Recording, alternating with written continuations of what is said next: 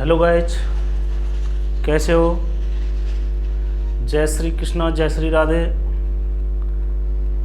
आज my YouTube channel Sukhvir sir Bharatpur, जिस भाई ने इस यूट्यूब को सब्सक्राइब नहीं किया है, इस माय यूट्यूब को सब्सक्राइब करें और बेल आइकन करना ना भूलें।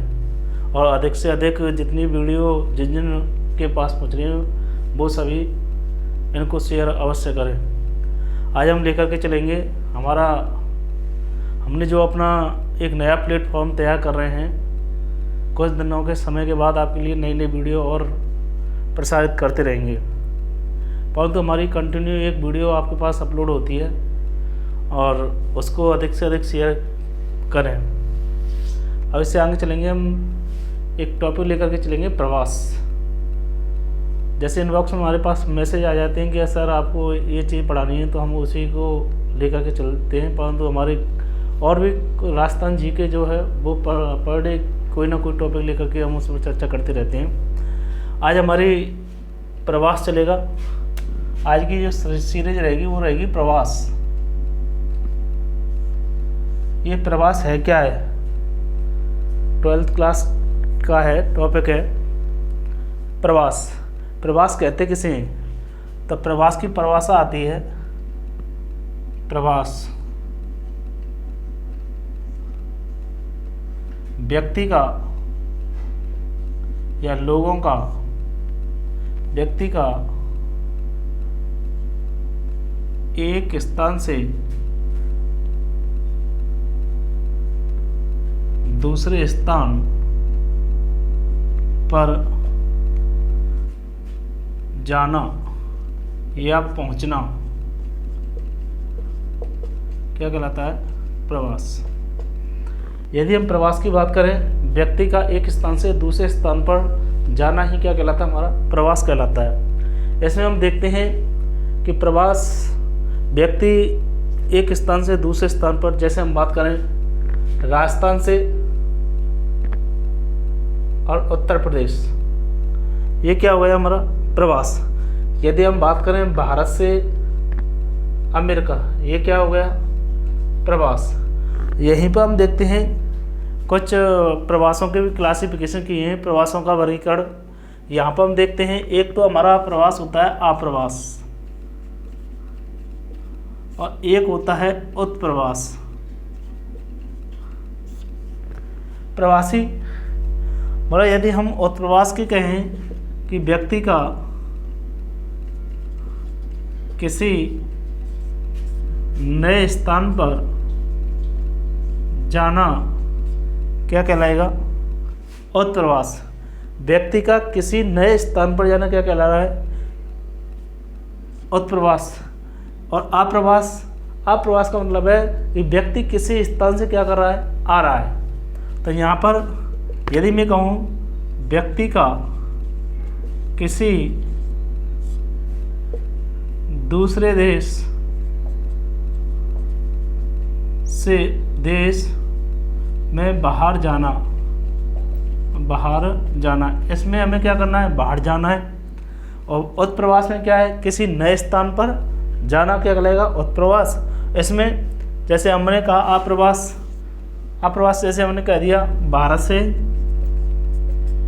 हम ब्रिटेन, ये क्या हुआ? हमारा अप्रवासी हुआ। क्योंकि यदि हम देखें हमारे भारत के अंतर्गत बहुत सारे उदाहरण मिलते हैं। जैसे हमने कहा बांग्लादेशी कहाँ पर हैं?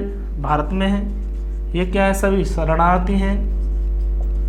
क्यों? क्योंकि ये जो शरणार्थी हैं ये हमारे भारत देश में आए हुए हैं। तो ये क्या है? सभी अप्रवास के उदाहरण माने जाते हैं। यदि हम देखें, एक उदाहरण आता है यहीं पर ही अप्रवास कि अप्रवासों की सर्वाधिक जो संख्या है वो किस राज्य में है, पूछा जाता है। आरएस के लिए भी बहुत अच्छा प्रश्न है ये कि सर्वाधिक जो अप्रवासियों की संख्या वाला राज्य है, भारत का सर्वाधिक अप्रवासियों वाला राज्य है। भारत का सर्वाधिक अप्रवासी वाला राज्य कौन सा है? यदि हम बात करें भारत का सर्वाधिक अप्रवासी वाला राज्य कौन सा है, और ऑप्शन आपके पास हो राजस्थान, नंबर दूसरा उत्तर प्रदेश, ऑप्शन नंबर तीसरा महाराष्ट्र, ऑप्शन नंबर चौथा दिल्ली। यदि हम कहें बाहर से आए हुए जो लोग हैं, वो सब कहने का मतलब है, अप्रवासी का मतलब है कि बाहर से आए हुए जो लोग हैं वो क्या कहलाएंगे, अप्रवासी कहलाएंगे। उसी को हम क्या कहते हैं, अप्रवास। तो हमारे इस भारत के अंतर्गत सर्वाधिक जो अप्रवासी हैं वो कहाँ पर बसे हुए हैं, पहला राजस्थान, उत्तर प्रदेश, महाराष्ट्र या दिल्ली। तो इसका आंसर रहेगा हमारा कौन सा, महाराष्ट्र। सर्वाधिक जो अप्रवासियों की संख्या है वो कौन से राज्य में है, महाराष्ट्र राज्य में है। यहीं पर हम नेक्स्ट बात करें, नेक्स्ट क्वेश्चन की बात करें, यहीं पर हम देखते हैं कि इन प्रवास को प्रभावित करने वाले कुछ कारक देखते हैं कि प्रवास को प्रभावित करने वाले कौन कौन से कारक हैं जिसके कारण व्यक्ति प्रवास करता है, और कुछ ऐसे कारक हैं जिनके कारण व्यक्ति को स्थान छोड़ना भी पड़ता है। यदि हम बात करें प्रवास को प्रभावित करने वाले कारक, अब प्रवास को प्रभावित करने वाले कारक कौन कौन से हैं। एक कारक आता है अपकर्ष कारक, अपकर्ष कारक। नंबर दूसरा आता है प्रतिकर्ष कारक। यदि अपकर्ष कारक की बात करें हम, तो अपकर्ष कारक किसे कहते हैं, वे कारक जो व्यक्ति को अपनी तरफ आकर्षित करते हों। ऐसे कारक जो व्यक्तियों को अपनी तरफ आकर्षित करते हों वो कारक कौन से कहलाते हैं, अपकर्ष कारक कहलाते हैं। अब व्यक्ति को कौन से कारक अपकर्ष करेंगे, व्यक्ति को कौन सी चीज़ खींच करके लेके आ रही है जिससे व्यक्ति उस तरफ क्या कर रहा है, पलायन कर रहा है। तो हम देखते हैं ऐसे अपकर्ष कारक की बात करते हैं। सबसे पहला अपकर्ष कारक, अपकर्ष कारक, बेकारक जो व्यक्ति को अपनी तरफ, अपनी ओर आकर्षित करते हों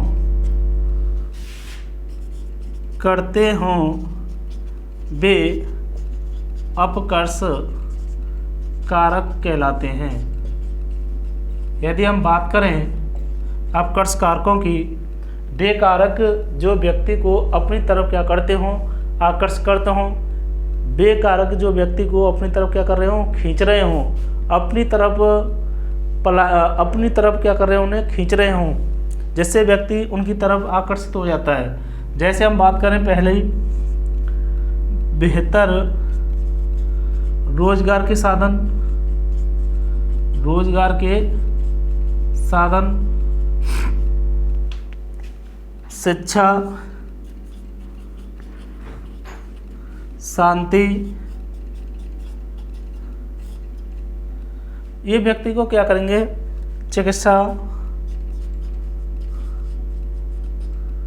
यदि हम बात करें, ये जहाँ पर ये साधन पाए जाते हैं कि बेहतर रोजगार के साधन, जहाँ पर व्यक्ति को रोजगार के साधन मिलते हैं, रोजगार मिलता है, व्यक्ति उस तरफ क्या हो जाता है, अधिक से अधिक आकर्षित हो जाता है, तो व्यक्ति उन तरफ क्या चला जाता है, खिंचा चला जाता है। शिक्षा, जहाँ पर व्यक्ति को शिक्षा मिल रही है, एजुकेशन मिल रही है, विद्यार्थी उसी तरफ ही पलायन कर रहे हैं। आकर्षित शिक्षा व्यक्ति को क्या कर रही है, अपनी तरफ आकर्षित कर रही है। शांति, व्यक्ति कहाँ पर रहना चाहता है, जहाँ पर शांति स्थापित हो, जहाँ शांति हो, किसी प्रकार का कोई कलह झगड़ा ना हो। ये सभी जो कारक हैं, ये कारक कौन से कहलाएंगे, अपकर्ष कारक। अब इसके बाद हम बात करते हैं प्रतिकर्ष कारक की। प्रतिकर्ष कारक क्या है, तो हमने अभी अपकर्ष कारक की बात पढ़ी थी कि अपकर्ष कारक क्या है। वे कारक जो व्यक्ति को अपनी तरफ आकर्षित करते हैं वे हमारे कौन से कारक कहलाते हैं, अपकर्ष कारक। अब नेक्स्ट पढ़ेंगे हम प्रतिकर्ष कारक। प्रतिकर्ष कारक की परिभाषा क्या है, प्रतिकर्ष कारक। इस वीडियो को आप जहाँ देख रहे हो, आपको अच्छी लग रही हो तो इसे अधिक से अधिक शेयर करें, सब्सक्राइब करना ना भूलें। यदि हम प्रतिकर्ष कारकों की बात करें, प्रतिकर्ष कारक की परिभाषा क्या है, वे कारक जो व्यक्ति को उद्गम स्थान को छुड़वाने का क्या बनते हैं, कारण बनते हैं। वे कारक जो व्यक्ति को उद्गम स्थान को छुड़वाने का कारण बनते हैं, वे प्रतिकर्ष कारक कहलाते हैं। ऐसे कारक जो व्यक्ति का जो उद्गम स्थान है, व्यक्ति का जहाँ पर जन्म हुआ है, उसको छुड़वाने का कारण बन रहे हैं। ऐसे कौन से कारण हो सकते हैं कि व्यक्ति अपने स्थान को छोड़ करके और दूसरे स्थान पर पहुंच जाता है? ऐसे क्या कारण हो सकते हैं? यदि हम बात करें रोजगार का अभाव, रोजगार के साधनों का अभाव, यदि जहाँ पर रोजगार के साधन नहीं होंगे तो व्यक्ति वहाँ पर रहना पसंद नहीं करेगा। प्राकृतिक आपदाएं,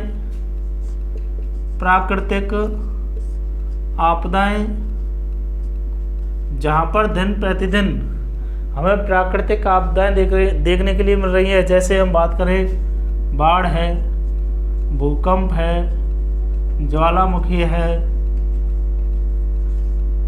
भूस्खलन है।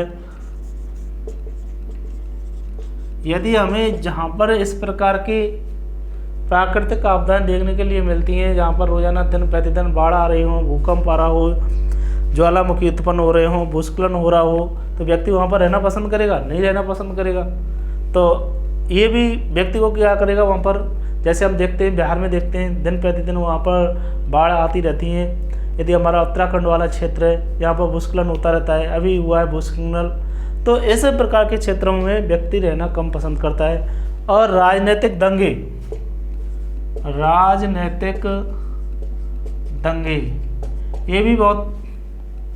ये भी कारक क्या है, व्यक्ति को छुड़वाने का कारण बनता है। जहाँ पर हमें दिन प्रतिदिन लड़ाई झगड़े देखने के लिए मिलते हैं, व्यक्ति वहाँ पर रहना पसंद नहीं करता है। ये हमारे प्रवास को प्रभावित करने वाले दो मेन कारण होते हैं, प्रतिकर्ष कारक और अपकर्ष कारक। कभी कभी एग्जामिनर यहीं से क्वेश्चन धरता है कि प्रवास को प्रभावित करने वाले कौन से कारक हैं। तो प्रवास को प्रभावित करने वाले दो ही कारक होते हैं, एक तो हमारा कारक होता है प्रतिकर्ष कारक और एक होता है अपकर्ष कारक।